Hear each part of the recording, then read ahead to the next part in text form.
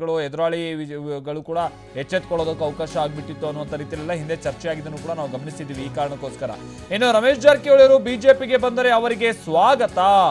ರಮೇಶ್ ಜೊತೆ ಬಳ್ಳಾರಿಯ ಮೂವರು ಶಾಸಕರು ಕೂಡ ಬರ್ತಾರೆ.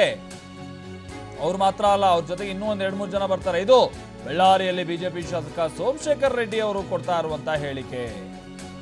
ಕೆಲವೇ ದಿನಗಳಲ್ಲಿ BS ಯಡಿಯೂರಪ್ಪ ಸಿಎಂ ಆಗ್ತಾರೆ ಅನ್ನುವಂತ ವಿಶ್ವಾಸವನ್ನ ಕೂಡ ಇಲ್ಲಿ ಸೋಮಶೇಖರ್ ರೆಡ್ಡಿ ಅವರು ವ್ಯಕ್ತಪಡಿಸ್ತಾ ಇದ್ದಾರೆ.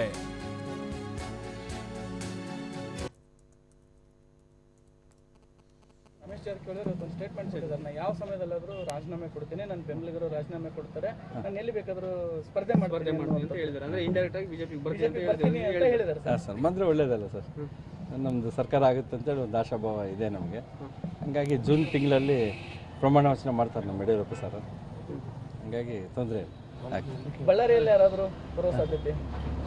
ಬಳ್ಳಾರಿಯಲ್ಲಿ ಕೂಡ ಬರೋರು ಇದ್ದಾರೆ ಸರ್, ದೇವ್ರ ದಯದಿಂದ ಬರ್ಬೋದು. ನಮ್ಮ ಸರ್ಕಾರ ರಚನೆ ಎಷ್ಟು ಜನ ಬರ್ಬೋದು ಸರ್ ಬಳ್ಳಾರಿಯಲ್ಲಿ? ಬಳ್ಳಾರಿಯಿಂದ 2-3 ಬರ್ಬೋದು. ರಮೇಶ್ ಜಾರಕಿಹೊಳಿ ಅವರು ಒಂದು ಸ್ಟೇಟ್ಮೆಂಟ್ ಹೇಳಿದ್ದಾರೆ. ಇದು ಸೋಮಶೇಖರ್ ರೆಡ್ಡಿ ಅವರು ಹೇಳ್ತಾ ಇರುವಂತಹ ಮಾತು. ಅವರ ಪ್ರಕಾರವಾಗಿ 1-2-3 ಮಂದಿ ಬರಬಹುದು ಅನ್ನುವಂಥ ನಿರೀಕ್ಷೆಯನ್ನೆಲ್ಲ ಅವ್ರು ಇಟ್ಕೊಂಡಿದ್ದಾರೆ.